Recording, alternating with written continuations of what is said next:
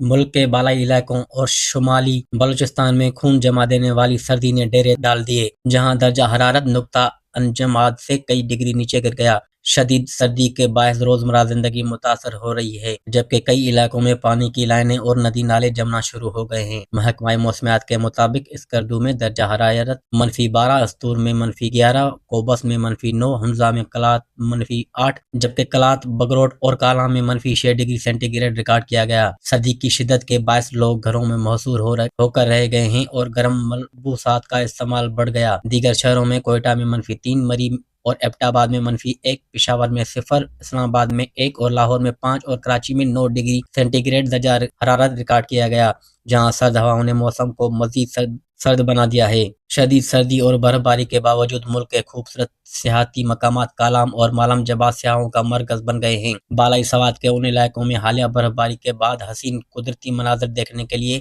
ملکی اور غیر ملکی سیاحوں کی بڑی تعداد پہنچ گئی ہے۔ برف سے ڈھکے پہاڑ، سفید میدان اور جمی ہوئی جھیلیں سیاحوں کے لیے قدرت کا انمول تحفہ بن چکی ہیں۔ سیاح برف باری، اسکیٹنگ، سنو ٹریکنگ اور دیگر تفریحی سرگرمیوں سے لطف اندوز ہو رہے ہیں، جبکہ کئی خاندان سرد موسم میں یادگار لمحات قید کرنے میں مصروف ہیں۔ سیاحوں کا کہنا ہے کہ کالام اور مالم جبا کا موسم صاف فضا اور برف باری ذہنی سکون فراہم کرتی ہے اور شہری زندگی کی تھکن کو ختم کر دیتی ہے۔ مقامی ہوٹل مالکان اور کاروباری افراد کا کہنا ہے کہ سیاحوں کی بڑھتی آمد سے ہوٹلنگ، ٹرانسپورٹ اور دیگر کاروبار میں نمایاں بہتری آئی ہے، جس سے علاقے کی معیشت کو سہارا مل رہا ہے۔ ان کا کہنا ہے کہ اگر حکومت بنیادی سہولیات اور سڑکوں کی حالت بہتر بنائے تو سیاحت کو مزید فروغ دیا جا سکتا ہے۔ محکمہ موسمیات نے آئندہ دنوں میں بھی سردی کی شدت برقرار رہنے کی پیشگوئی کی ہے اور شہریوں کو غیر ضروری سفر سے گریز، گرم لباس کے استعمال اور احتیاطی تدابیر اختیار کرنے کا مشورہ دیا ہے، جبکہ سیاحوں کو بھی پہاڑی علاقوں میں سفر کے دوران خصوصی احتیاط برتنے کی